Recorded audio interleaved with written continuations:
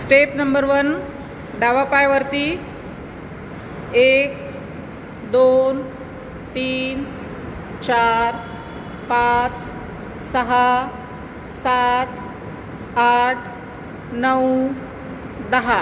पाय खाली, उजवा पाय वरती, 1 2 3 4 5 6 7 8 9 10. पाय खाली.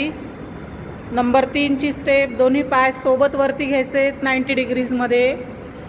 1 2 3 4 5 6 7 8 9 10.